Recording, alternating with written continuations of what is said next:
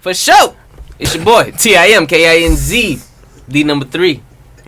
Running the show. Anyways. Oh, Lord. Oh. It was the fellas this week. We were missing Millie for sure. Point guard girl next door and all of that good stuff. We appreciate her, we love her, but she was not with us this week. So, we ran amok. Talking about a bunch of shit. First off, we have the NFL. We were talking about one. Make sure if you want to play Fanduel, check out the Fanduel League. It is up and running. We did post it in the Facebook group. We will make sure we reach out to other platforms. But first game is tomorrow, so we got to get that in there. We did talk about the NFL Top 100 list. ESPN and the NFL made one, and the guys gave our top 5 players currently. We also had some transaction news. Who got picked up, who got signed, who got cut, things of that nature. We ran about AEW All Out. Great pay-per-view. Good time. We actually talked about that quite a bit. Well, not even just that. It was more so like wrestling in general. So it was a good conversation. Good convo. We talked about college football. Who got upset? Who was out there pissed? Who's your team? We not talking about me. Then we also have Naomi Osaka, and she has to take her time. So we all wish her the best of luck. For sure. NBA's vaccination policy. You ain't playing nowhere in the NBA this year. That's what they pretty much trying to tell y'all. But we did talk about the unvaccinated, the policies with the NBA, and the tech top 5 this week was the best NBA Big 3.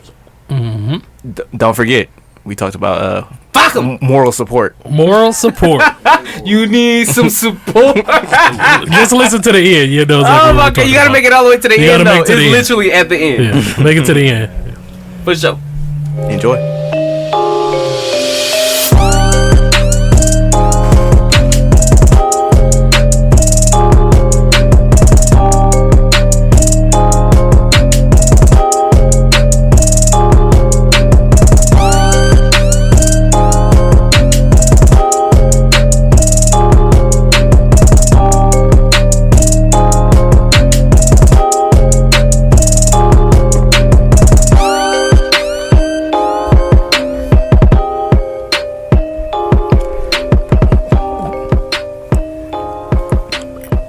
Welcome to Technical File, the sports podcast you never knew you did it.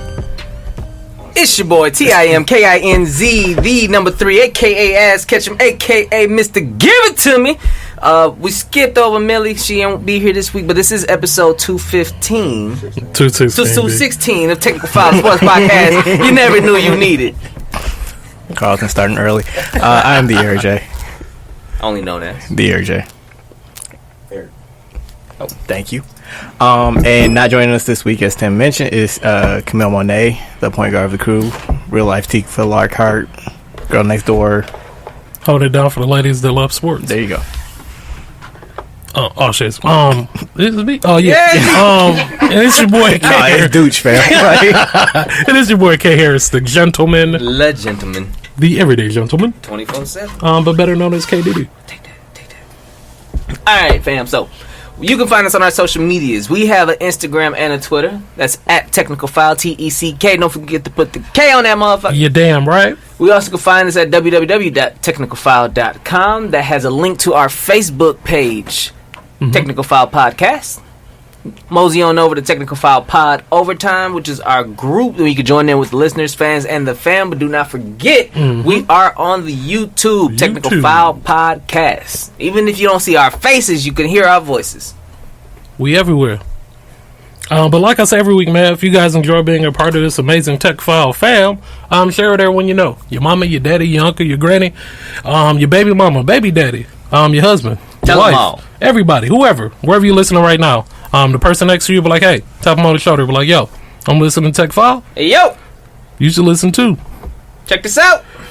As every week, man, Tech File Challenge is download the Good News Radio app. Always. Yeah, download it, man. We here every week from 6 to 8:30. You can interact with us live. So download the app, man. Interact with us. Listen to us on there on the app and everything. For sure. So download it. Do that. Another challenge this week is join the Fanduel League. Yeah.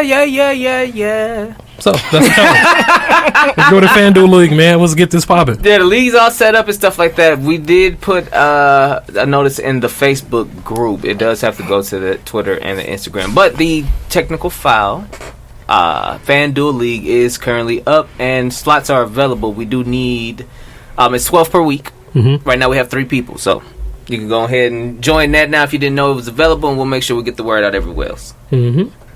Yeah, join.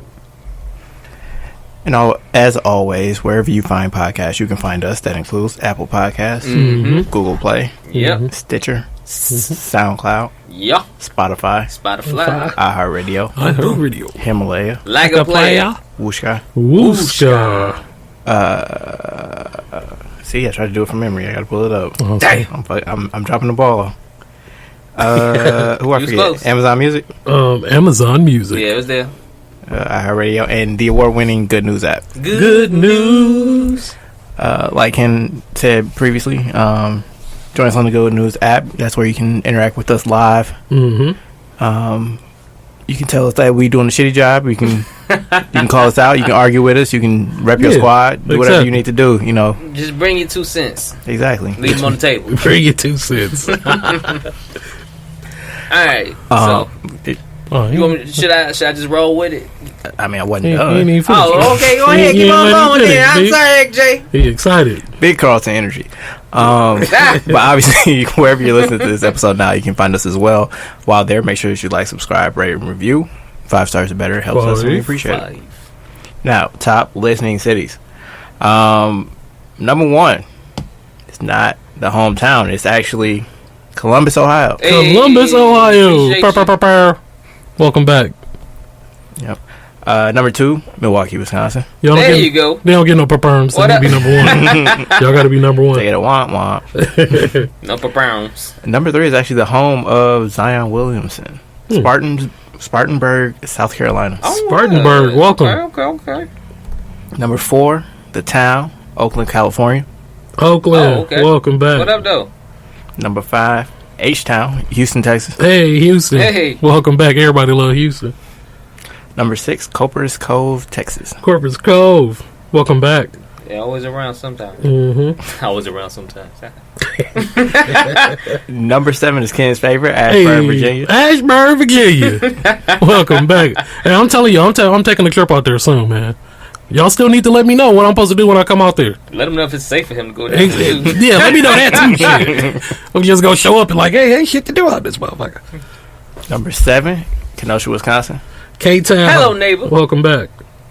Number 9, Suitland, Maryland. Suitland, Maryland. Welcome. And number 10 is Chicago, Illinois. Chi-Town, always showing love.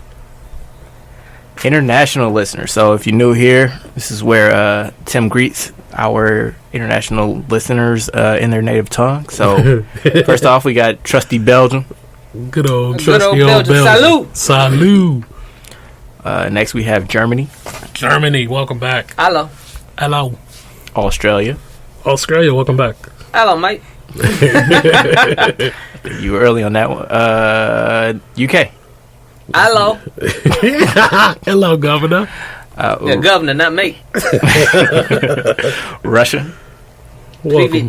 Privet, welcome. France. Bonjour.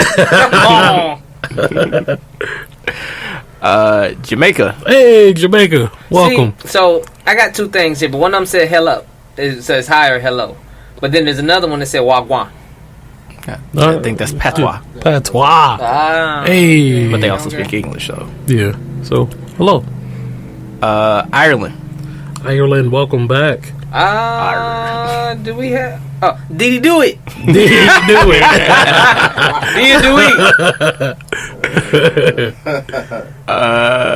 Japan. Welcome. Konnichiwa. Welcome. That always make me think of Chappelle's show. Konnichiwa, bitches. And last but not least, we have New Zealand. Kia ora. Welcome. I'm trying to find the sports fact of the week. I'm not seeing anything good. What's the most boring one that's on there? Oh, gotta get a boring shit some love too sometimes, you know what I'm saying? Yeah, I give you that shit. Oh, I have a good one. So on this day, today being not November, Jesus Christ, September 7th, in 2002 U.S. Open tennis, Serena beat Venus to win her second U.S. title. Okay. That's probably the if it's her second title, that was just the start. It was only the beginning. I remember those matches used to be epic too. Everybody couldn't wait for those. Because Venus was dominating for a while, and then Serena started coming up. Everybody like, the little sis may be a little bit. Then you always, at the moment, you had to, Venus is the pioneer. Venus is the best. And then Serena just, dub. Like, hey, listen, give it to her. Serena y'all both cold, but your sister different. She's the GOAT. Did y'all ever read Sports Illustrated for kids?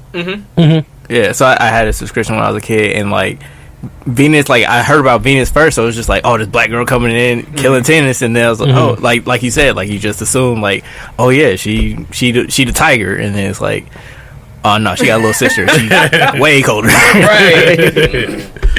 I just remember her with the bead. Well, both of them with the beads. The beads was iconic though. But yeah, I guess we can start up the show. Mosey on.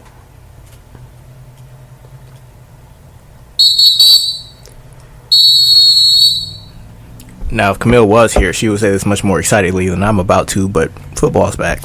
Football's back. It's bite. Yes. What a time. Yeah. Dum, dum, dum, dum.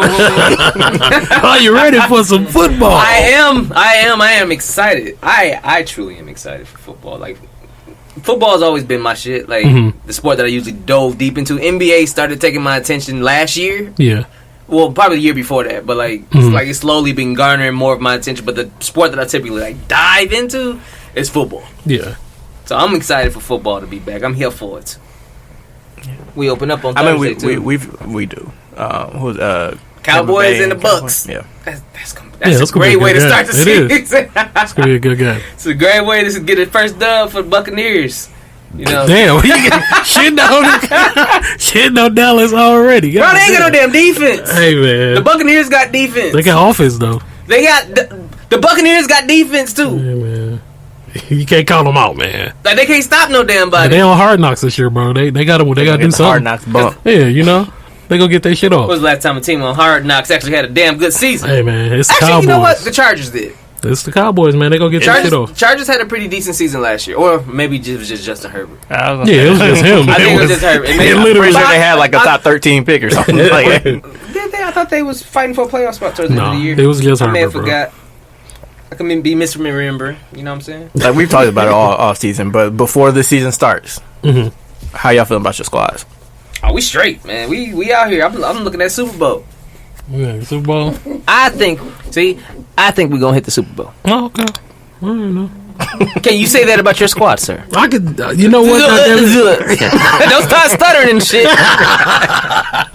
Hey, we got a quarterback. We going to the playoffs. Goddamn it! Who? The Red Rifle? Yeah, he cold. Hey, bro, he been in the playoffs before. Y'all gonna see 2 weeks. Damn, who been? Fields gonna be in there? Who been in the playoffs more? Andy Dalton or the Bears? Oh, there you go. With the bullshit, bro. With the bullshit already. Hey, man, y'all got playoff experience? Hey, bro, it's his job to lose, bro. Himself with that one, fam. Exactly, bro. What ain't that funny? I ain't never thought about that shit.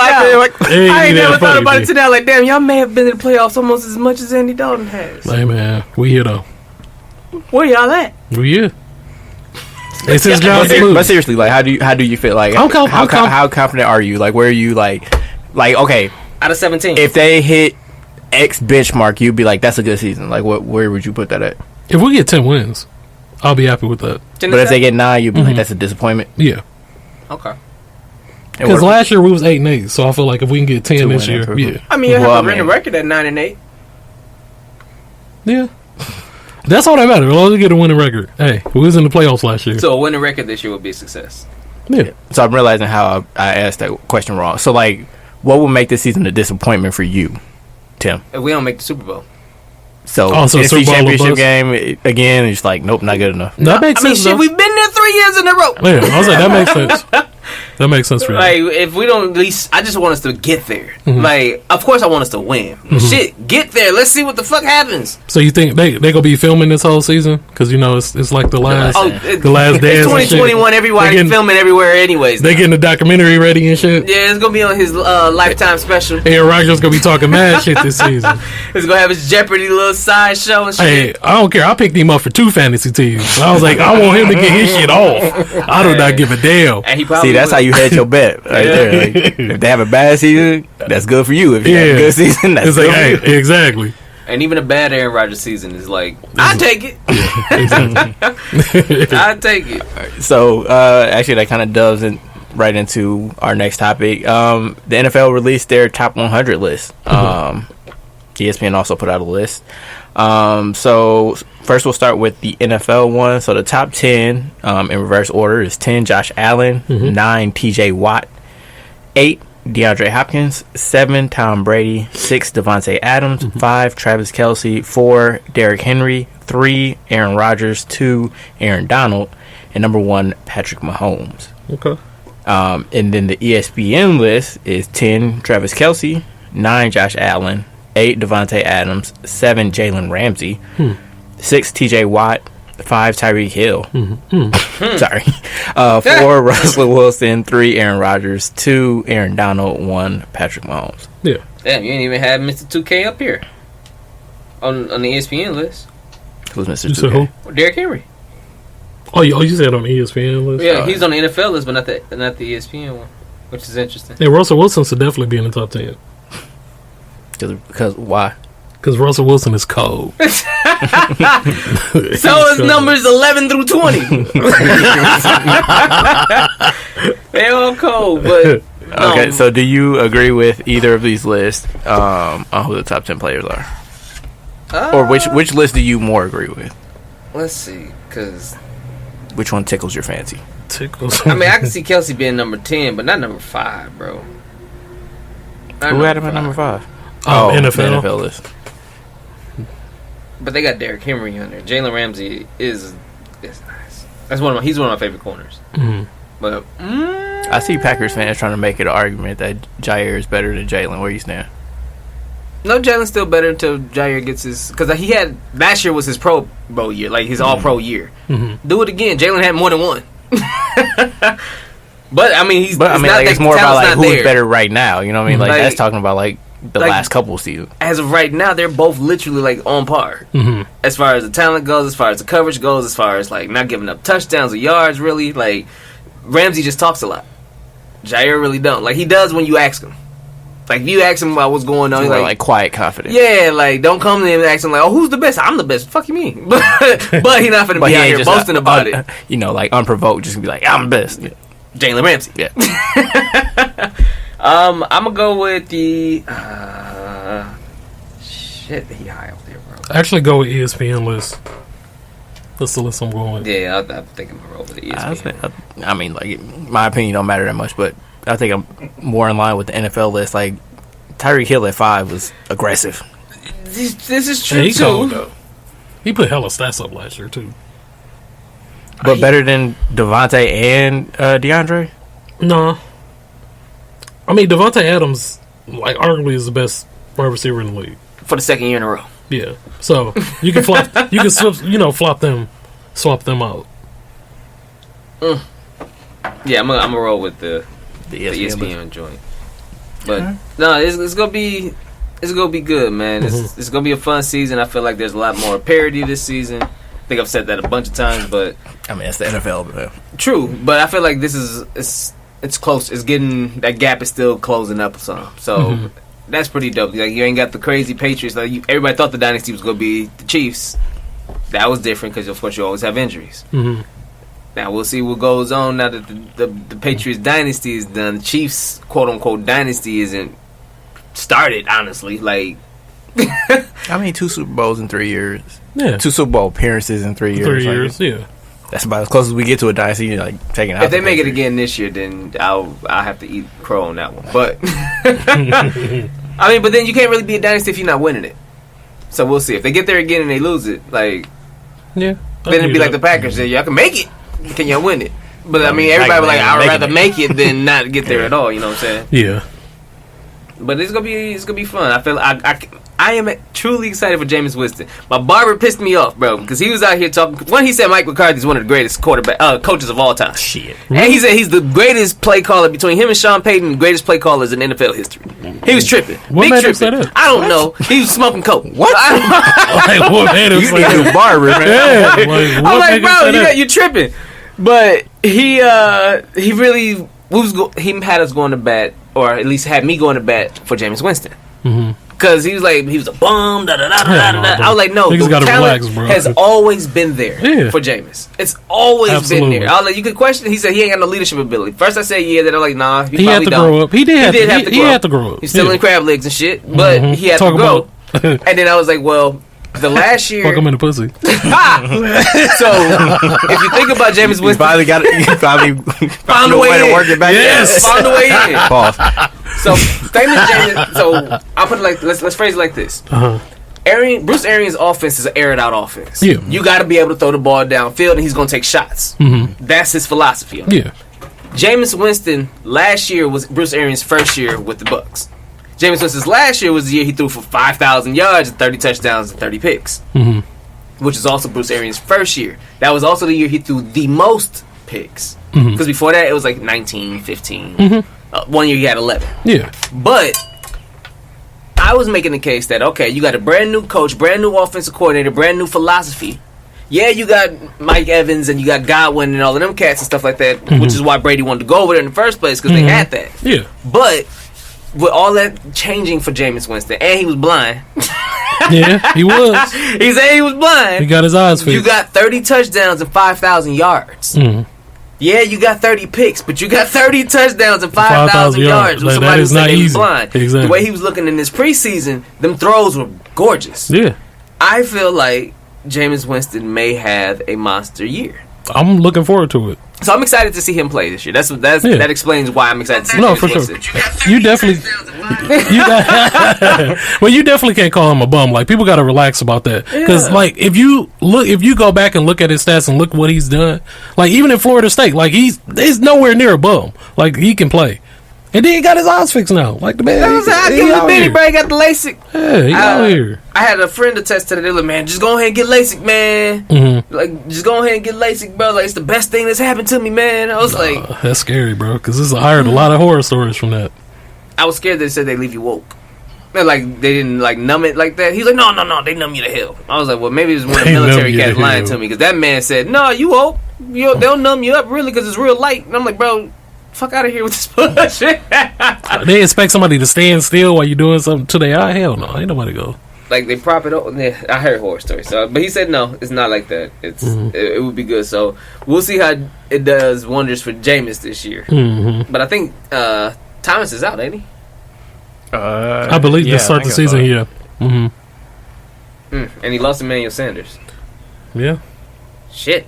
I mean, he liked using his. He likes tight ends. Yeah, he loves tight ends. Jared Cook probably could. I'm trying to avoid saying that. I really was trying to. Guy loves him a tight end. Shit, that's the fucking position.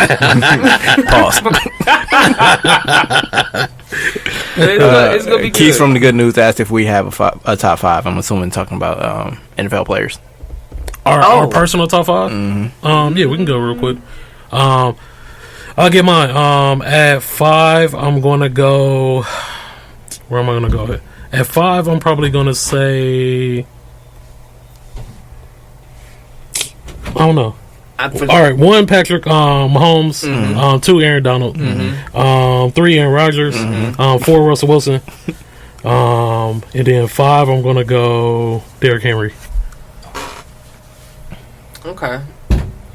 I'm just trying to think about. Because, like, what's the name over in San Francisco? Cold as fuck, bro. Fred Warner. But, because I'm sure he would be top 20. But I'll go with your 3. So, Rodgers. I think that's everybody top 3. Mahomes. Yeah, right. In that order. So, 1 Mahomes, 2 Donald, 3 Rodgers. Yeah. You know what? He is a gamer. I'll give you Brady at 4. Like, okay. No matter where he's going, he's still proving the fact that the motherfucker just can't stop winning. He can't stop. So I'll give him 4. And shit, damn, I want to say Tay at 5, honestly. But maybe that's the homer in me. But then again, he's proven to be you wouldn't be wrong. Not just touchdowns, but yards too, and catches too. Like you wouldn't be wrong. People talk about Julio. Devontae Adams got more touchdowns in less games. Julio though has led the league in touchdowns, led the league in receptions, all pro, like monster. Like, but in way less games, he got more touchdowns, but he also brings you the yards and the catches too. Yeah. So everybody knows that's where the ball going. Like. And he still get doubled, and he still be cooking them. Like I was looking at one with Jalen Ramsey was talking shit to him before our playoff game last year when we played the Rams. I'm gonna follow your ass wherever you go. All right. Tay out there cooking his ass. Remember he was out there yelling what's the name when he was scoring a touchdown and shit? I can't get to him. Like that's number 1 in the league. You leave him on the island 1-on-1, you still throw it to him because he left him. I'd put Tay at 5. Okay. That's the thing when you combine like pristine route running with like pinpoint accuracy, like, and then he's still running past cats. That's who, like it ain't yeah. Yeah. I'm saying it's the combination of Devontae and Rodgers that just makes it unguardable. Yeah, dog. Like Reeking Mahomes. Yeah. Although that's more pure speed and arm strength, but like it's still like it's a good match between quarterback and receiver. Like, because Tyreek Hill can I was like he get a 3-yard pass and then he can go in for 50. You play 10 yards off him, he still got you about 15 yards. Like he just threw it off. He said a hike and threw it up, bro. Exactly. Like just to a spot. He take off. He run under that motherfucker. He be like, damn. It's a little different out there, bro. And then these cats is just like they getting faster, they getting bigger. Like you got these 6'3", 4'2", 40 guys out here running around now, dog. Yeah, it's a different breed out here. Different. But all right, so we'll go on to transactions. Like before you go, Tim, Le'Veon Bell back in the league. Yeah, signed with Baltimore. But, for real? Yeah, because they lost another running back. I think somebody tore an Achilles. So they had J.K. Dobbins out. I can't remember the other guy's name. Something Hill, I think, right? And so then they signed Le'Veon Bell because they ain't the shit. All they got is Gus Edwards and they got somebody behind him. But what's the name just got released too? Was it Ingram? No, Latavius Murray from the Saints. Okay. Because he didn't want to take a pay cut. Oh, yeah, I did just see that. So, I mean, if it wasn't Bell, they may have went after Murray. But they needed running backs because their running back room has been chilling in the hospital, bro. So damn. They need to get some more bodies down there. Or at least get some backup for Gus Edwards. And Le'Veon Bell, who knows? And it's a run-heavy offense, too. Crazy how fast, the star diminishes. Yeah, because like when we started this podcast, like he was holding out because he was the coach running back in the league, and they ain't want to pay him. And like we've only been doing this 4 years, like, and he's barely hanging on. So this would be his shot though, because he was taking some time away from Clyde Edwards-Helaire from the Chiefs last year, but they needed a vet for the rookie. The rookie's going to be year number 2 now, but I can see Bell probably still. He might step in. He might be able to. Who knows if he can find a fountain of youth this year? He might be in the prime position because he can catch and he can run in an offense that has Lamar Jackson and Mark Andrews and Hollywood Brown, and when the rookie come back with Rashad Bateman. So then you got Gus Edwards, who's the thunder and the running. You'll have Le'Veon Bell. Let me scoot up. You have Le'Veon Bell, who's able to receive on passing downs too. So he ain't just got to only be out there for passing situations. Yeah. So it could be a match made in heaven for him. Did you want to run through the rest of them, or you want me to? I got you. Right. So transactions. Tyrod Taylor was officially named the starting quarterback of the Houston Texans and will make his debut for the franchise on Sunday against the Jacksonville Jaguars. Deshaun Watson is on the 53-man roster, but is expected to be a healthy scratch on game days for Houston. He is not expected to play for Houston in 2021.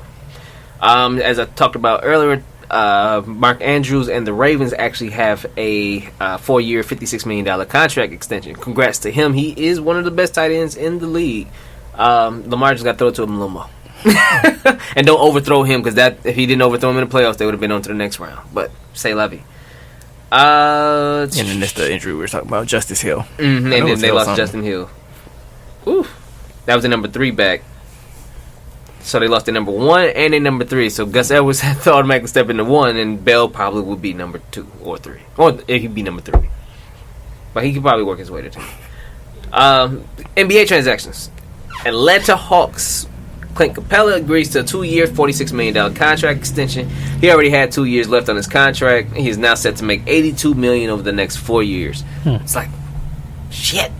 But I mean, it's funny because I feel like Clint Capela is underrated because he does what you need to do for a big. He rim runs, he blocks, he rebounds. He's out there, like, he's not unplayable on the floor, even when you got faster guys, because he's still mobile too. Like, he just don't give you plenty of offense, but he does the alley-oops. Like I said, he does the rim running, and he'll get you the putbacks. So he'll still get. That's why he averages a double-double typically. Like, Clint Capela really is a really good big man that I feel like is perfect for Atlanta and Trae Young, especially with their live system. Like the pick and roll, like perfect, perfect big man for the pick and roll. But he's a throwback because he can't shoot. But he's still a really good big man for today's NBA game, especially because you can't shoot. But yeah, congratulations to Clint Capela. Yeah, definitely congrats. Yeah, and I think that's one of those contracts where it's like we really have to start adjusting like the value that we put on a certain player. Like, you see 4 years, 82, you're like, damn, that's a lot of money for Clint Capela, but it's like, yeah, but this dude's out here making 40, 50 million. So, like, for a legit starting center that can anchor your defense, like, that's fair. Like, Jared Allen just got 100 million, was over 4 or 5 years. Like, I was trying to look that up, but I couldn't find it.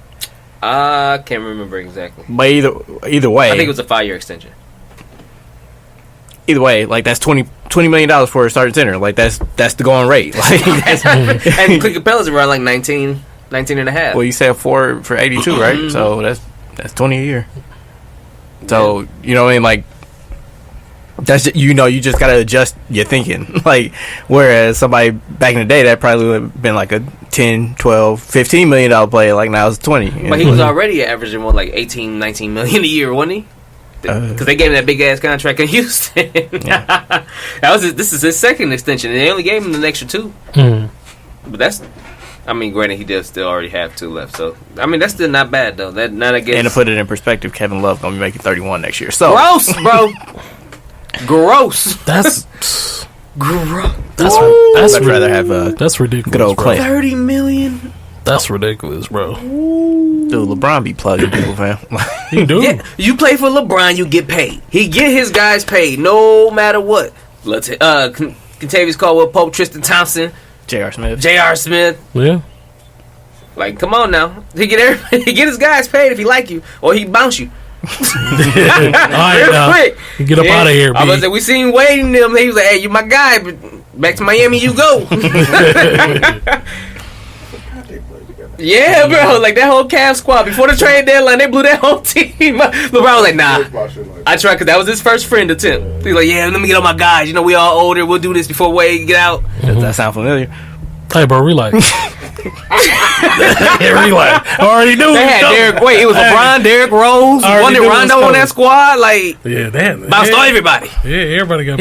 All these motherfuckers got it. They still went to the finals that damn year. He's like, hey, everybody got to go.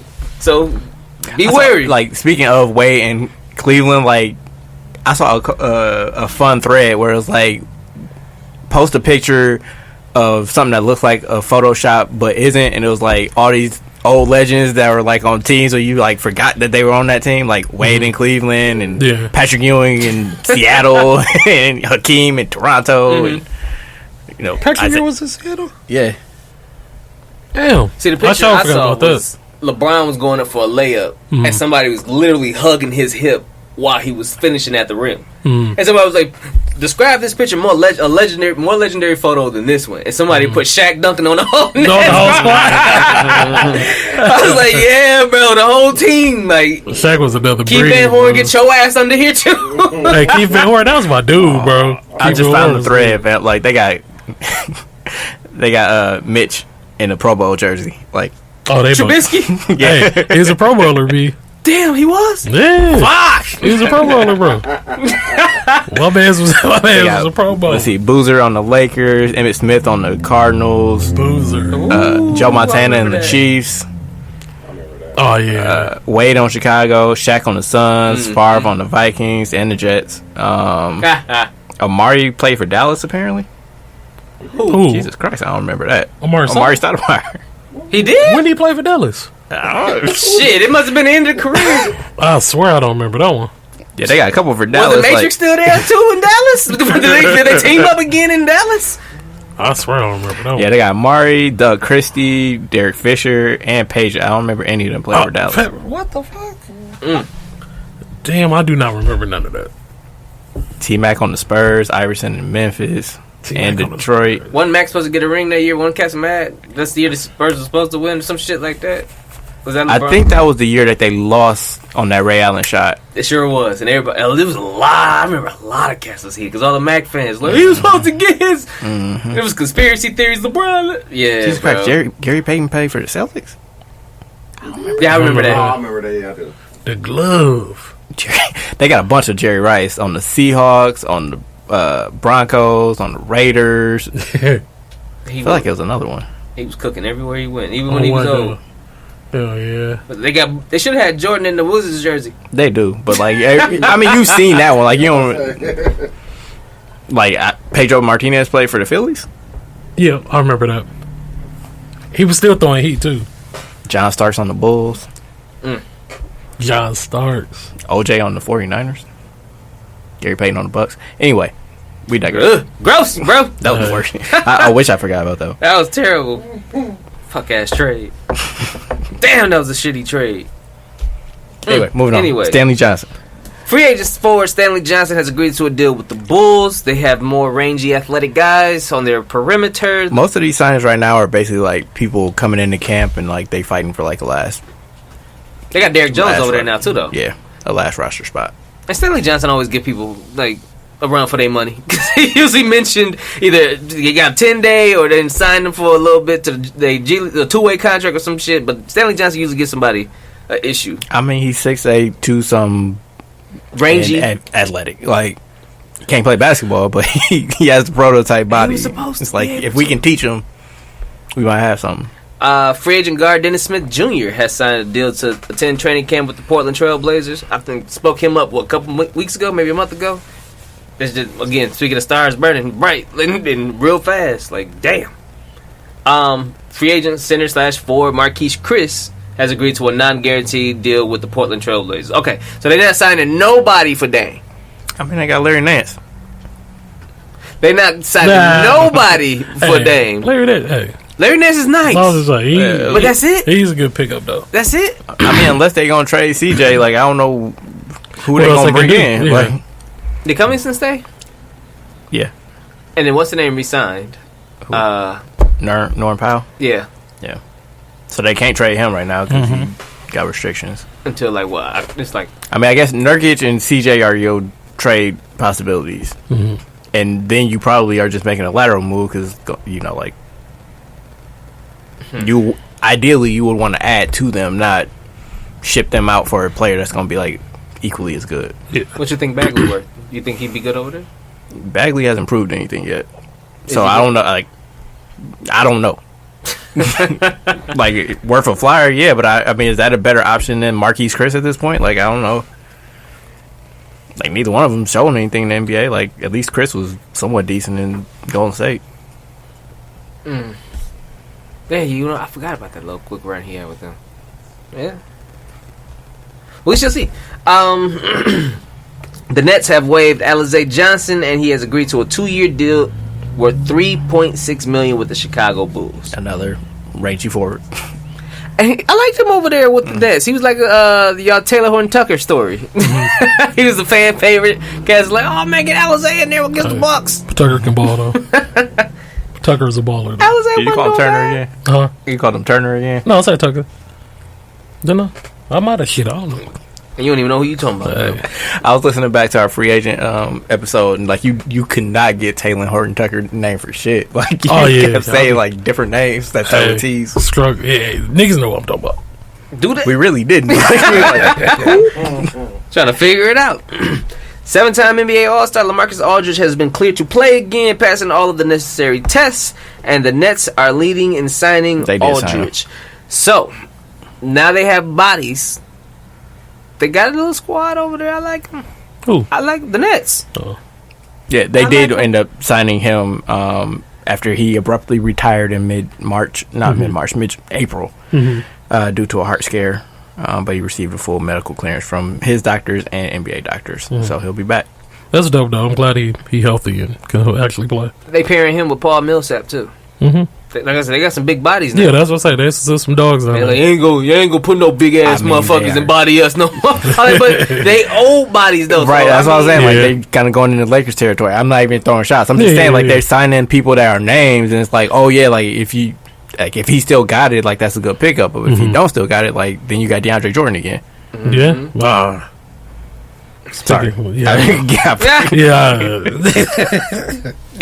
man, I can't help you. Y'all keep picking up old niggas. You don't like DJ? I never did, bro. I ain't even gonna lie to you. I mean, he didn't care for LeBron, but here we are. I was always respected and liked LeBron game, but also you don't respect DJ. No, I'm fuck my nigga. He a Laker now, so I'm like, yay, motherfucker. Don't fuck up. How about that? Embiid's drumming. Side eye. You hear they could do something. Well, of that, DeAndre Jordan is expected to sign a 1-year, $2.6 million deal with the Lakers once he clears his waivers, which I believe he did already, right? So that was after Brooklyn traded Jordan and 4 future second-round picks and almost $6 million in cash to Detroit for Jahlil Okafor and Sekou Demboya. So then Jordan got bought out of Detroit. And he only gave back 4 of his 20. Look at that. He's like, look, I'll give y'all something. But y'all don't even know y'all like that. But that trade actually, like, if Brooklyn would have bought him out, like, that saves them $47 million in luxury tax. Damn. So that's why 4 second-round picks and $6 million went out, because it's like you saving we'll us. Take it. And now they under cap. Well, they're not under the cap yet, though. But they're under the luxury. Who? Nets. No, they're not. They're just less over it. Like, I thought it was like they were close to it or something. No. That's what I'm saying. So, like, you know, obviously every dollar above the luxury tax gets taxed extra. So, like, because they cut down on the amount of tax bill that they have, like, they saved $47 million by shipping out his 20. Okay. Less whatever Okafor and Demboya make. Again, all these trades are money trades at this point. So Memphis traded Juancho Hernan-Gomez, who they got from Minnesota like a month ago. They traded him to Boston for Chris Dunn, Carson Edwards, and they are going to swap second-round picks in 2026. I feel like Memphis got a squad full of like interchangeable pieces now that they're just going to be swinging, willing, and dealing.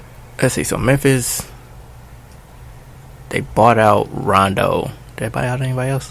I don't think so yet. So I think they have like 18, 19 guaranteed contracts, and they got to get down to 15 before the season starts. So either they're going to be eating some money or more trades going. Probably a combination of both. But anyway, on to the wrestling. AEW's All Out pay-per-view delivered the debut of a number of former WWE stars, including Ruby Soho, who used to be Ruby Riott, Adam Cole, and Bryan Danielson, a.k.a. Daniel Bryan. We also saw CM Punk's first match in more than 7 years, and an absolute classic steel cage match that saw the Lucha Brothers defeat the Young Bucks to become the tag team champions. Yeah, that was. That motherfucker was cold. That was a great match. Overall, what did you think of the pay-per-view? What were your highs? What were your lows? I mean, you know, they understood the assignment. Facts. They did their thing. Like, the Lucha Bros entrance was pretty fire. That was dope. And then... Mexican rappers. Yeah. Aztec mask. Like, they went all out. Yeah. Like, it was a WrestleMania entrance. Yeah, it was. Pretty sure, like, Rey Mysterio had that exact entrance. But, you know, that's neither here nor there. But, and then they went against the Young Bucks, so it was... That match was... dope as fuck. And I was, and at some point I was like, man, you gotta fly off the cage. Somebody gotta jump off the cage at one point. No, they had Travis Scott, Jordan 1 full of thumbtacks. Man, super kicking. That is dope how they wrestle in like exclusive shoes though. That is kind of dope. But yeah, that brought back. I forgot how gory wrestling could be. Oh yeah, it was hella blood in this one. Like damn, motherfuckers' faces getting stuck on the tacks. I'm like, shit. I always think about like tack spots. Like obviously, like you gonna bleed and it's gonna prick you, right? But it's not little ones. You know what I mean? It's not nails though, so it's like it's going. I'm not. Hell no. I'm like. I'm saying like as far as like it probably looks worse than it actually is. Mm-hmm. Okay. Like I don't, because you know, probably like you drop as bad, right? Like if you have a thing full of nails, like those can go like super deep into your skin. Like a thumbtack is only gonna go so far. Mm-hmm. Yeah, it ain't piercing no bone. Shouldn't. But yeah, I ain't trying to get. I mean, fuck, bro. Yeah, and this shit gets fuck, bro. I don't know, man. It was hurt. Yeah. I would imagine like it. You know, again, like it looked like when they do like the cookie sheet spot, like where it hits somebody with a cookie sheet, like it make a loud noise, but it bend the sheet, but it sounds worse than it sounds worse than it really is. I hear you. Not taking anything away from. I wouldn't do it. I'm just saying, like I would imagine, like it's like you just look at it like, oh my god, like, and it's probably like yeah, but it's not that like as bad as you would think it is. Yeah. Shit. I'm gonna go with my imagination. Say that shit hurt like hell. I did enjoy the women's rumble match. Was pretty fun. Okay. You didn't remember that one? That's when Soho came out. Well, it was the one where we were doing the pizza challenge. So I don't remember. I was keeping an eye out. But it was a dope concept because, like, with WWE Royal Rumbles, it's one at a time, and you got a number 1 through 30, and you come out when your number's called. With this one, it was at random, and you were in a group based on a deck of cards. And so people came out in a group instead of one-on-one. So it was pretty cool. I know everybody got their own individual entrance, but like the Royal Rumble, like what's so tight about that is like because it's so spaced out, like every time somebody comes in, like they get a little bit of shine. You know what I mean? Like you can get your shit off and then you kind of like fade into the background of the match, or you get eliminated. Right, you in you go, out you go. Right, but like everybody gets the spotlight on them. Like, but when you have like 4 people come in at the same time, it's like like it can kind of get lost a little bit. You have the star of the group come in.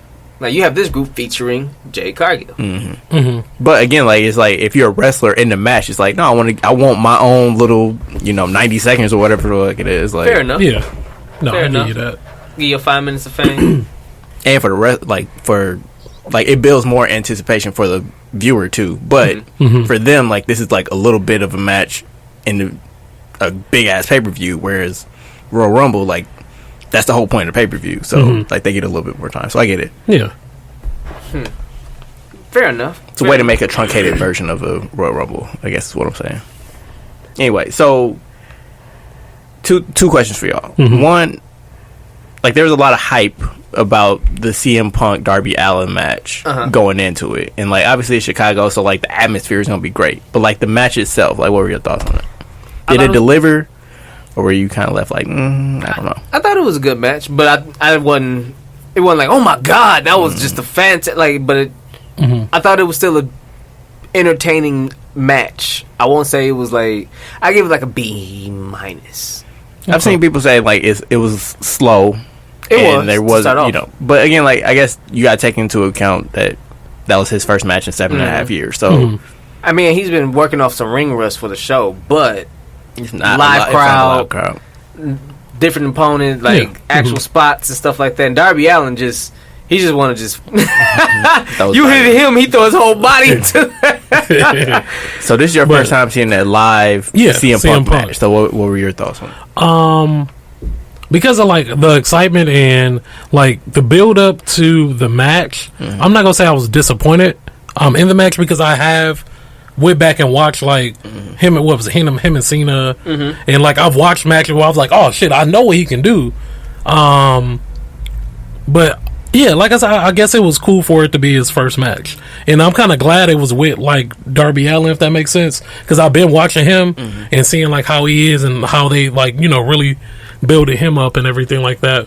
But yeah, it was dope. It was dope to see CM Punk. I enjoyed the match, but it wasn't like breathtaking or like truly amazing. But it wasn't bad though. Like again, his first match in 7 years. So yeah. Like I disagree with one point that you made, which was about Darby. Like I like you, like I've seen him and it's like I'm excited to like watch a match.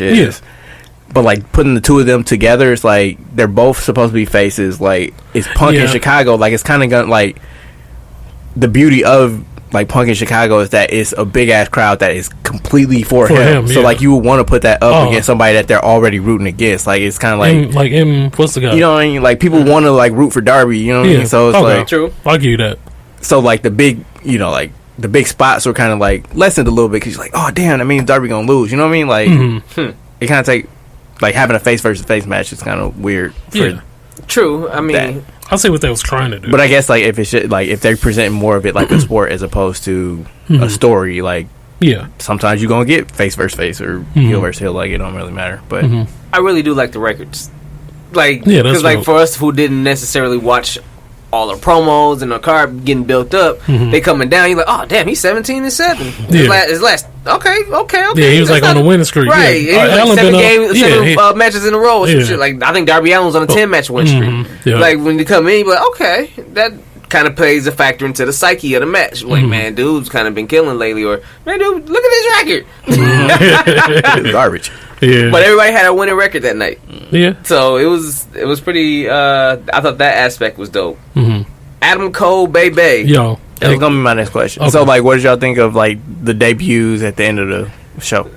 WWE's in trouble, bro. They are. Like they really are. To be fair, Adam Cole never made it to the main roster. So Adam Cole technically was still developmental. So you can say he was WWE, but you can also say he's New Japan too. I mean, he was getting paid by WWE. And that's where he was most recently. But I mean, like they went on a streak of signing a lot of quote unquote indie guys. And he did have matches on SmackDown. I think he was part of like that the Survivor Series. Survivor Series, right? But that was about it. Like he still wasn't technically part of the main roster. And there's rumors that Vince loved Adam Cole's mic ability so much that he was actually talking about calling him up as a manager. That's a rumor. It's so many. It's like I saw that rumor. And it's like it's so much shit like floating around. Like a lot of it probably isn't true. Like you know what I mean? Like, but unless it comes directly from the wrestler, like I'm waiting. Take it with a grain of salt because they've all been coming out. Like Daniel Bryan just had something drop today. It was like this is why I left the WWE. Like everybody that's going to AEW that's come from the WWE has came out and said why they've left the WWE. So I'm waiting on Adam Cole. And Bryan even said it. He was like, it's not necessarily that I wanted to leave WWE. It's like I wanted to be here. Like, which is different from basically everybody that's come before. Everybody else is like Aaron Grievous's. He's like, no, like me and Vince are cool. Like I love working there.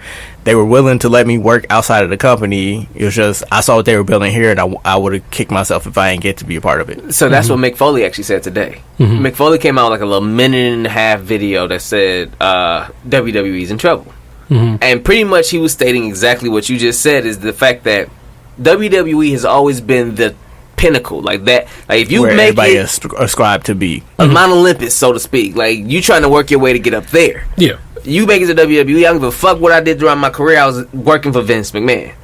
Now the AEW is around, and they giving people the creative control, and they're giving people these matches, and these dream matches are set up, and you can still do these other shows on the side, so you're not doing that. And you can set up contracts, I guess, in order for you to help with your family and things like that. Like they're really treating it like a family, or the wrestlers like a family, and they're taking them into consideration more and being more open with the things they're allowing them to do. So it's a better workplace, basically. So then now, instead of going to overseas, you can stay here. You ain't got to go to Vince, though. Yeah. You ain't got to be scared that Vince don't know what to do with your character. You ain't got to get scared of getting buried in NXT or stay down in NXT for years or whatever the case may be. Like, or getting caught up and being a jobber. Like, now you can really be like, you know what? Yeah. Maybe I can go over there to AEW, and if they start their own developmental, and in essence, they decide, fuck WWE's fans, we're going to get everybody else in wrestling. We'll get all the other fans. We got New Japan because we work with them. We got TNA because we work with them. We got Impact because we work with them. We got Ring of Honor because we work with them.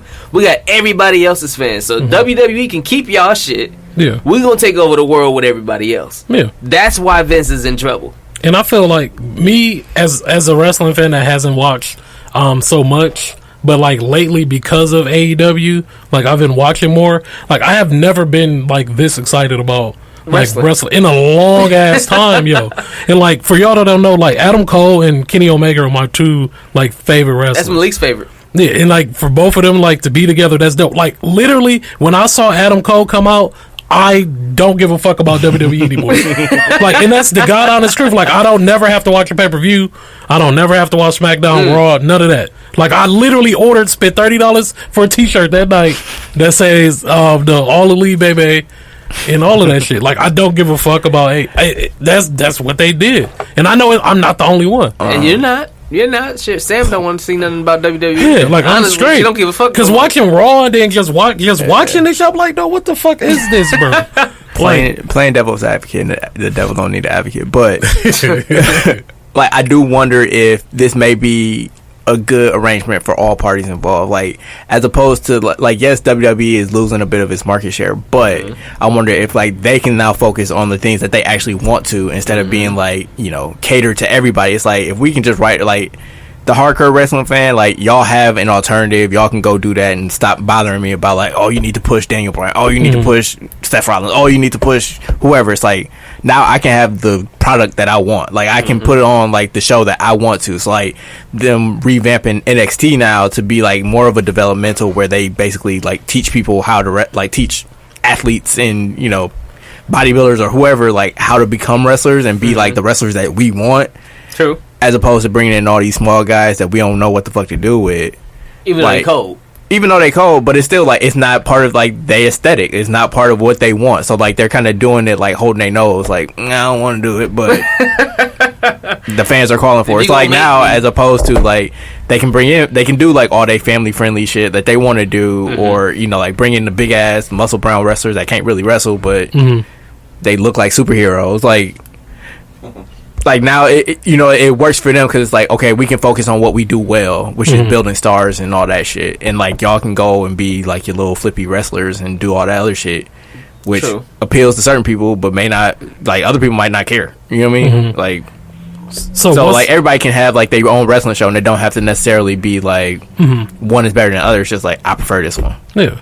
Plus, competition makes things better anyways. Well, you would think, but like, WWE saw what AEW did on Sunday and then came out with a 3-hour tag team match yesterday. So that tag team gauntlet match was, I mean, I didn't watch it. What happened? It was a tag team gauntlet match to see who's gonna be the number one contender for the tag team titles. Who was in it? I'm saying they ain't react to All Elite like we worried about it. It was like, we just gonna keep doing. We'll see what happens on Friday. SmackDown is the A show. Yeah, that's fair.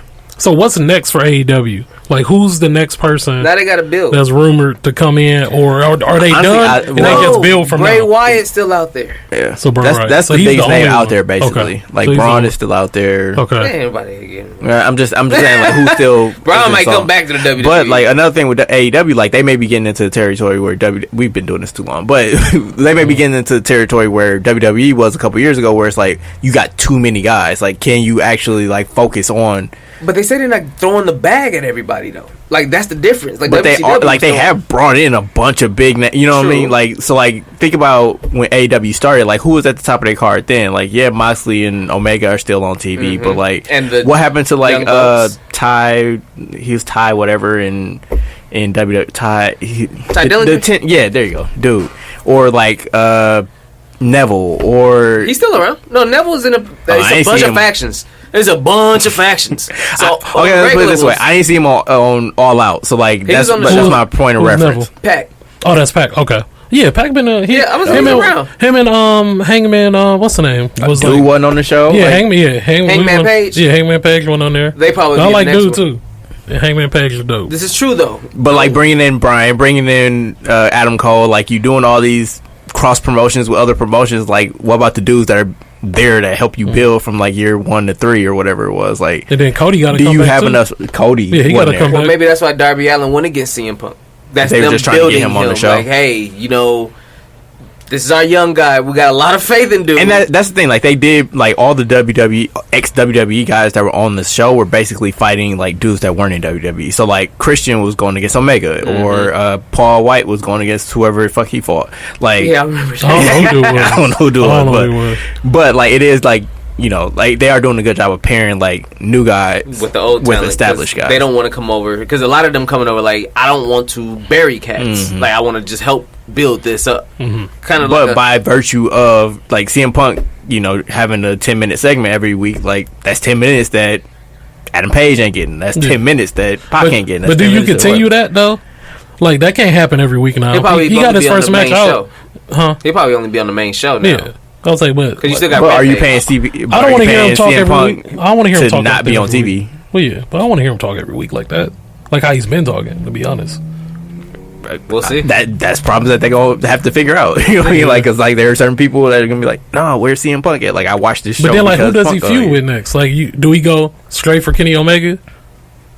I don't know. Like, they debut Daniel Bryan against them, so like you would think that's what. Yeah, Daniel Bryan, Kenny Omega. Yeah. Oh, we'll see. But AEW is doing their damn thing, man. Yeah. They are. They're doing their thing. What else we got over here? So week 1 of college football happened this past weekend. There were 3 unranked over ranked upsets. So Virginia Tech beat number 10 North Carolina. UCLA beat number 16 LSU. And most preposterously, football champion subdivision school Montana beat number 20 Washington. The Huskies. Did any of y'all catch any of these games? I saw the end of that damn Badger game. Like every freaking year, bro. Every year. They got it out game. But this is how the Badgers do this shit. And I really don't mean no disrespect to the players and their hard work, but this is a school legacy. The Badgers always do some shit to be really good and screw themselves in one of 2 ways. Either really early or at the last fucking minute. So what the Badgers probably will do with this schedule is that they lost to Penn State and got upset. They'll play really well the rest of the season and get to that point where we can be in the college football playoff even though they expanded it. And take a L to like Ohio State or some shit like that and be out.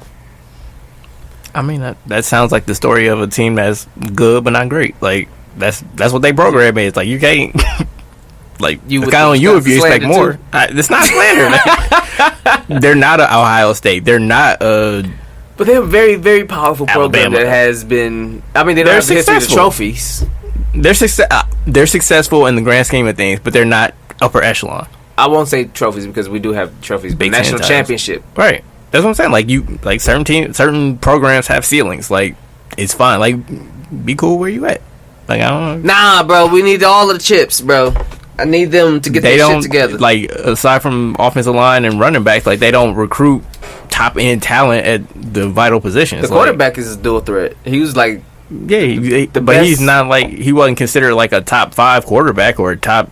He was considered a really high prospect. He was a high prospect, not a Ohio State, Alabama, Texas level recruit. Like he was good for Wisconsin. Like I always said they should recruit try to get some black quarterbacks, bro. They had Russell. They see how well it worked out, bro. You gotta get black quarterbacks to want to come here. Like it's not. I'm sure that they throw the damn offensive line out. Like, bro, you have the most time still in the pocket. You have holes to run through everything. Tim, if you weren't born in Wisconsin and you were a top 5 quarterback, and you know like I'm gonna go to Wisconsin. I'm just talking X's and O's, but I would not. Yeah, exactly. You'll go somewhere south. You going somewhere in the SEC? Yeah, because like that's the top. Because you know you can get your shit off and get your exposure. Right. Then like, again, if you think about it this way: like Cam Newton and Tim Tebow were at Florida at the same time, so like both of them were willing to be backups in the SEC as opposed to go somewhere where they had a clear line to be a quarterback because.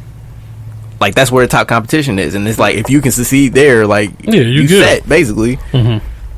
I know I'm going back like 10, 15 years, but the point still stands. Like the SEC is the holy grail. So like unless you are like Ohio State, who is an anomaly within the Big Ten, like I mean Michigan is pretty. Nah, not no more. They used to be, but not now. Basketball might have been revived.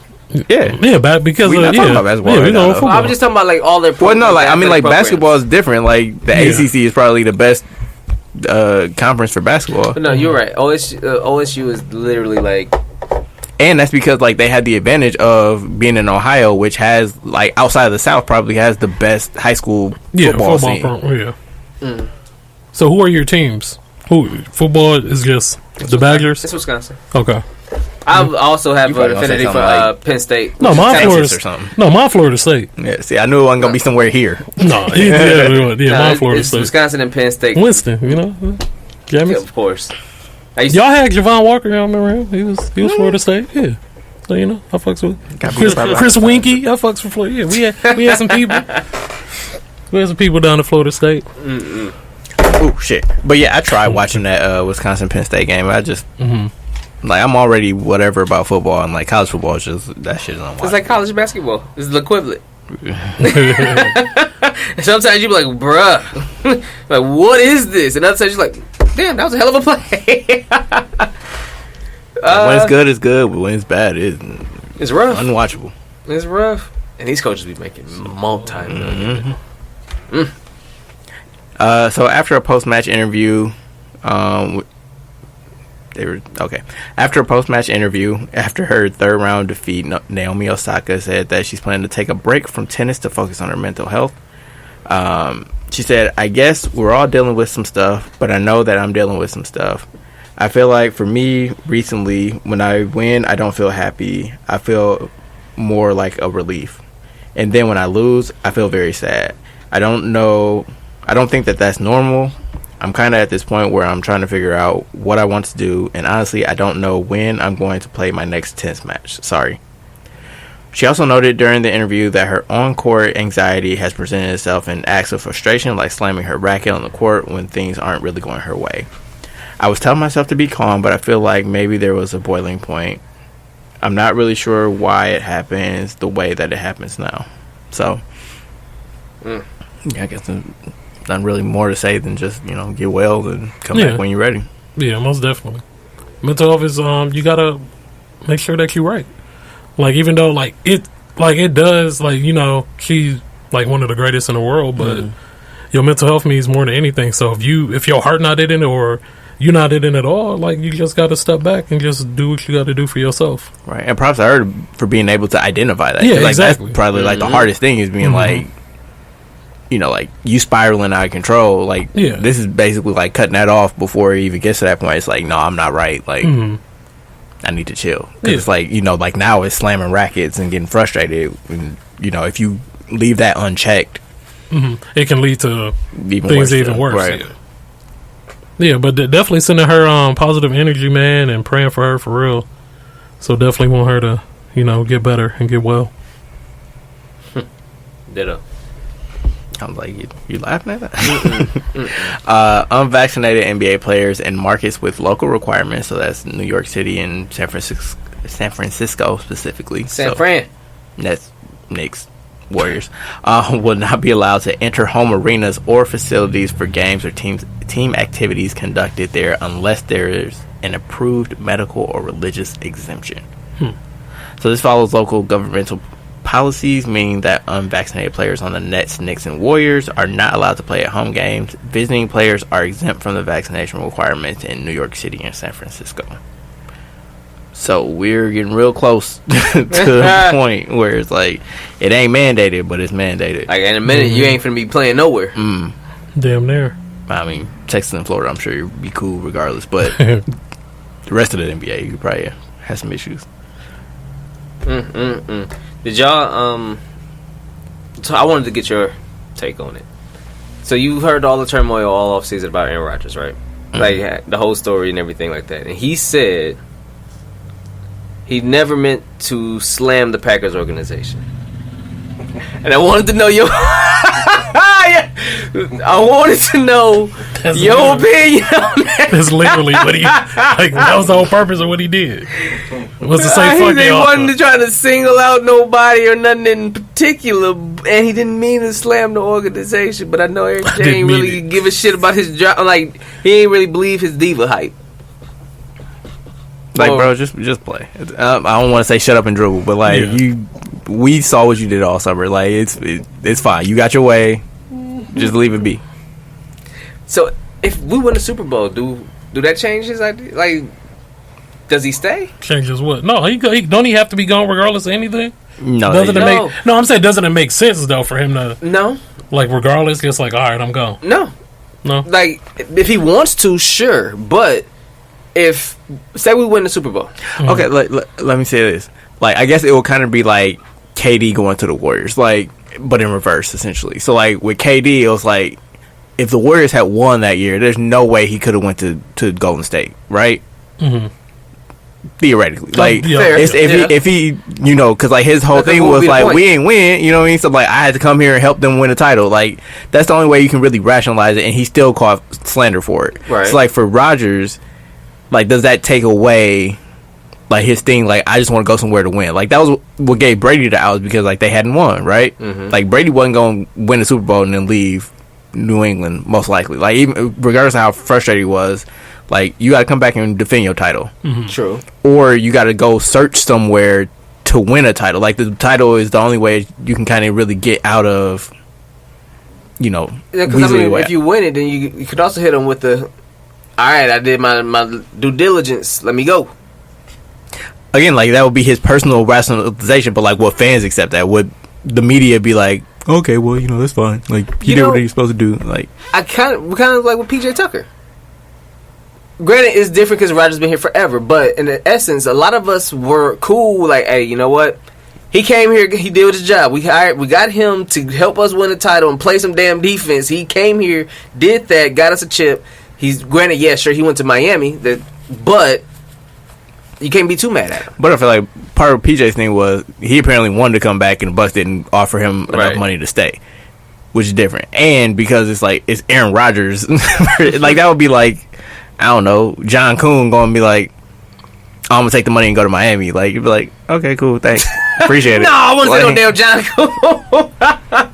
John Kuhn. I'm saying, like, it would be, like, if Giannis didn't sign the Supermax, won the title, and then he's like, all right, y'all, I'm out. Like, people going to look at him funny. Like, because everybody always cites, like, I want to win. That's the reason why they leaving to go to greener pastures. Mm-hmm. True. And then unless you say out loud, it's just about the money. Or, you know, like, I don't want to live in Wisconsin. Like, it's going to be one of them things. And, like, fans usually don't take too kindly to things like that. Fair enough. Personally, I don't care. But. Okay. Well, I was just trying to figure that out, but. All right. Anybody got any blows of the whistle? I do not. Do not. All right. Well, then I guess we can go to top 5. 5, 4, 3, 2, 1. Tech Top 5. All right. Last week was that Nickelodeon shows? Or was that the week before? No, last week was Fantasy Draft. Yeah. Good shit. I think I got that one. I doubt it. Why you gotta doubt it? Hold on, let me go ahead and check it out. All right, let's see. Facebook, it looks like A has the most votes. Who had Josh Allen? That was me. Hey, I'll take the dub. I'll take that dub. You full of shit. Hey, I'll take the dub. Yeah, he got 3 votes. There we go. That's all I needed. He full of shit. We need more people voting. That should be a top 5 challenge. Dang. Get people to motherfuckers vote. Every week we do a top 5. All you gotta do is vote. Or if y'all don't like the top 5s we doing, give us suggestions there. Let us know what y'all want to see, so y'all will vote. So what is the top 5 that y'all will vote on? Let us know. All right, simple as that. Every week we do this. y'all want to? We get three votes, bro. Get up out of here. The Nickelodeon one we did good. Yeah, people like that. So so let us know. Tech File Challenge. Let us know what y'all, if for a top 5 suggestions. Let us know what would you guys vote for and what y'all want to see. So then ain't gonna be no excuses. Mm-hmm. So if y'all tell us, I want to do this, and we do it, and y'all don't vote, then y'all ain't shit. Simple as that. So yeah, man, help us. Help us help you. Fair enough. All right, so this week the topic is NBA Big Threes. So who has the best Big 3 trio in the NBA? Big 3. Kind of redundant, but you know what I'm saying. Yeah. It wasn't hard. Shit, 4 of them's already there, built, and all good to go. But number 5. 5. I'm gonna go with the Bucks. Okay. At 5? Yeah. To be fair, he ain't wrong. To be fair,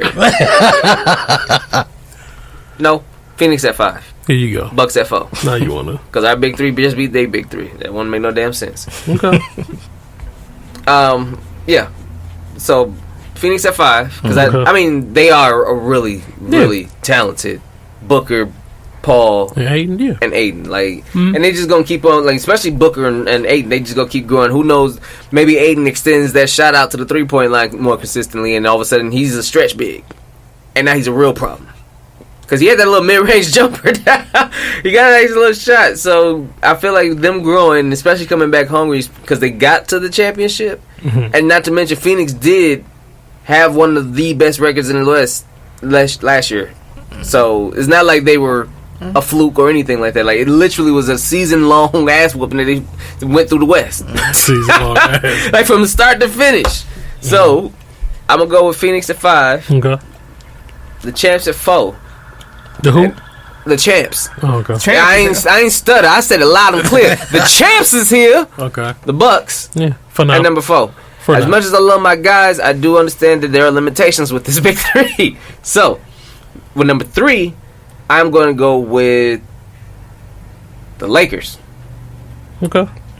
So that'll be Bron, AD, Russ. You ain't wrong. Number 2, I'm going to go with... Oh, shit. Is he? Yeah, He should be back this year, though. No. You need to reroute this list. No, because I'm going with Warriors at 2. No, bro. Because I know Clay's supposed to be back this year. But he's going to be back for a minute, like, though. But I don't know when he's going to come Exactly. back. Even if he starts the season, like, that. you don't know what, like, coming off Achilles and the torn ACL, like, there's no guarantee, like, he's still Clay. You know what? Y'all got a point there. Yeah, that's all I can put in there. Let's move everybody up. Just put teams that's made right now that can play. We gonna move right everybody now. Up one. That's what I told you. You got to reroute your list. Because then, no, at 5 I'm gonna put Miami. Okay, that's cool. Because I mean, that makes sense. I like them, but I don't like them. So. And their 3 is ready to play right now. You got Bam, and you got Jimmy. So that's they cool. gonna be valid, but it's an older big 3. Like the Lakers are an older big 3, but y'all are older, more talented big 3. Mm-hmm. Y'all got AD. Mm-hmm. So, and number 1, the Nets. Yeah, that goes without saying. Run through your list one more time. Nets at 1, Lakers at 2, Bucks at 3, Phoenix at 4, Miami's at 5. Okay. All right. I know what I just said, but I was just mad about it at 2. 5, I got the Warriors. Ain't shit, I tell you. He talked you out of yours. I didn't say take him off the list. I just said, I was like, no, it was 2? valid because we don't know where it's going to be at. But I think, like, honestly, like, Steph and Draymond, like, how symbiotic their relationship is, like, whoever you throw at they third, damn near, like, so if Clay is still Clay adjacent. Jordan Poole out here watching. I actually cook. I think they go cook with the rookies. Like, if Wiseman takes a leap. Yeah, I like Wiseman. Wiggins ain't trash. Like, he ain't a star, but... And then, like I said, I feel like both their rookies is going to be cooking this year, bro. Like, they had 2 top 15 picks. 1 top 10. Like, come on now. Yeah, oh yeah. 2 top 10 picks in the last 2 years. I will say, like, 5 would have been Denver, but I don't know where Murray is. And that's why I was Denver. Yeah, that's why I can Murray, Jokic, and Porter, like... That's, yeah. Wait, or Gordon. How you going to say you don't know where Murray is, but then you go throw Klay Thompson on there? History, fam. You just said... I also said, like, it don't really matter who the third person is in Golden State. Like, you got Draymond and Curry, like... I mean, but it do, because we seen the third person last year. They barely made it out of the bottom 7. Hey, man, I said what I said. Step that code. 4, I got Utah. Okay. Who's the third? Conley, Mitchell, and Gobert. How's that? That's definitely a big 3, B. Like, they all stars. Yeah. Oh, no, I'm not saying that they're not. It's definitely a big 3. I'm not saying they're not. 3... I wanted to do it, but I'm gonna go with the Bucks.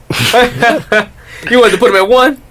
No, I wanted to put them at 2. Like, I'm shaky on the Lakers, but like pedigree. They but I mean, like, and they big 2 is better than like anybody. Their big 2. Their big 2 is better than everybody but the next big 2. So it's like, you know, you got Bron and AD, like that kind of brings the grade up, even if Russ is kind of questionable. Because then you still have, but it's still Russ. But I think as far as like how they fit together, like the Bucks' big three, I feel like is a better like match of skills, like amongst the three of them. We have the most chemistry amongst us. Like of all of those big threes, the Bucks have the most chemistry, which is probably what helped. Because like nobody steps on anybody else's toes. Essentially, like they all have like their very clearly defined roles, and like they make sense among the three of them. Like you kind of wish Drew was a slightly better shooter, and obviously Giannis could always get better at shooting. But as far as like where their strengths lie right now, like, and to clarify, they complement each other. I say they got the most chemistry because Drew and Chris has been playing together the longest out of anybody of these big threes. Drew and Giannis has been playing together. Not Drew. Chris and Giannis have been playing together longer than any. Like you counting the Olympics? No. Chris and Giannis have been playing together longer than anybody. Well, not Stephen Clay and Draymond. I think too. You sure?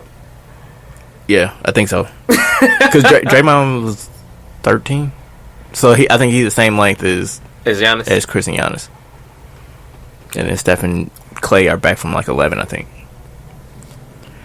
So yeah, 3 Bucks, 2 Lakers, 1 Nets. There you have it. So my top 5. At 5, I have the Suns. 4, I have Utah. 3, I have the Bucks. 2, I have the Lakers. Oh, you put them at 2, huh? The Lakers. And at 1, the Nets. You ain't got no faith. So you ain't got no really? faith. Number 2 is you ain't got no faith in them. Huh? As much as he be yapping about these Lakers, hey, bro. and as much they be all stomping the ground and shit, Lakers, we winning the chip, you couldn't put them over the list once. You know what? When he right, It's you ain't got no faith in your squad. I do. What you mean? So why you put them at 2? It's still KD, Harden, and Kyrie. If they healthy to the finals, hey, if they healthy, bro, we can beat them niggas. But they cold. Well, you could beat them But once. That really is the equivalent of a Laker fan, like not having faith. Like y'all Laker exceptionalism. Like they number one everything. Well, yeah, because I didn't want to beat that dude. They put the Lakers number. You They're didn't do it any other time. They're like, oh, of course he got number 1. I'm Like, bro, you had Kobe over Michael Jordan on. Because that's fact. That's actually an argument. And over LeBron, huh? You said who? And over LeBron. Well, Kobe. Yeah. Yes, of course. What you mean? So why couldn't the Lakers be number 1? Ooh, he got you. He did. Like, damn, fake fan over there. Hey, ain't no fake fan, bro. Overtake this L, though. I'll take many of them. I'm gonna take this one. God That's fair. That is fair. All right, y'all. That wraps up our show for this week. It is. We was missing Millie for sure. Absolutely. She'll be back. Yeah, just shit all over my point guard skills. No, you had a good game. Listen, you had a good game, Eric J. Hell no, dude. You got the smooth look, like 18 and 8. You know, niggas call me Derek Fisher in this podcast. No. You had the Ramon Sessions game when we had the 22 assists and shit. God damn, you was that. You know, you was moving that motherfucker out there today. Hey man, Motherfucker call me poor man's Derek. No. He had a career high. He had like 24 assists. It was smooth, man. Everything ran smooth. We good. That's what I'm saying. Like he was vision and diamond. You did better than I would have. You want the Scott Skiles game? Definitely did better than I would have, motherfucker. So I can't say nothing. Put me at the point guard position one day, boy. It's gonna be a disaster. But it's gonna be a lit episode, though. I'll tell you that. Shaq bringing the ball up. Hell yeah. pull her from half and shit. Like what the fuck? Oh wait, I got a buzzer beater for y'all. I forgot. Paul Pierce was in the news today. Oh, for real? Man, this nigga, man. I already know this nigga has no game, fam. Like none whatsoever. Hold on, So he's at a poker event, and like a waitress comes and walk by, and he started pitching woo. So hold on. Oh yeah, we hit his bull. My chest. Hey, where you stay at? The fuck? I'm just saying, like what city? Where you stay at? Oh, okay. That's expensive, you know. You got high rent. That's a high rent district, baby. You know what I'm saying? You need some support. What? baby, you need some support. Dude, sorry. You know what I'm saying? You tried to slow it down Need for it. somebody to take some pressure off of you, baby. Baby, I'm saying you need some support, some moral or oral support. Oh, nigga! Wow! Oh, nigga! That should be the title of the show. You need some support. Or some. You need some support. Some moral or some oral support. That's Like a that. high rent area. My dude said, "Do you need some moral or some oral support?" He snapped, bro. That's wild. You know what that is though? Like the way that he was laughing and nobody else at the table was like Yeah, they're like, chuckling bro. at all. They're Like bro, everybody just like just shut the relax, fuck up, bro. man. Like that's somebody that's been a star for 30 years that has no game because they never had to have any. Because Yeah. like Moral or some you an NBA player, like they laugh at whatever you say. Like they gonna go with whatever. Like he worth $40 million or whatever it is. Dog. Like bro, you ain't got no game. My man's. Hey, baby. No, relax. You need bro. some support. Hey, and Where you stay at? where you stay? No, I mean, no. what city? Where you stay, bro? You need some relax. support. This nigga garbage, bro. Fuck him, bro. This is why we say fuck him. This is you never lead us wrong, bro. This is the reason why we say fuck you, yo. Hey, they say X is X for a reason. They prove it every single time. Hey, bro. thank you for proving us right every time. Thank you, sir. Thank Every you. single time. Thank you, sir. You need some So I'm like, man, that's what. Hey, this is the reason why Tech File say fuck that nigga all the time. Yes, it is. It's true. support. It's hilarious. Fuck Paul Pierce. Yeah. Fuck him. All right. With that being said, you can find me on Twitter at the world champion, NBA champion, Milwaukee Bucks burner. That's all you get. Damn right. Everyday_gentleman on Instagram. I'm K Harris 216 on Twitter and Snapchat. You got Camille CAMILLEMONAE because Her mom is fancy. God dang right. What's up, mama? And it's your boy TIMKINZ, the number 3, aka Ass Catch 'em, aka Mr. Give It To Me. You need some support. Yeah. So hopefully that bumped me up from Remind Sessions. 'Cause Oh shit! Yeah, you never get the Scott Skiles game.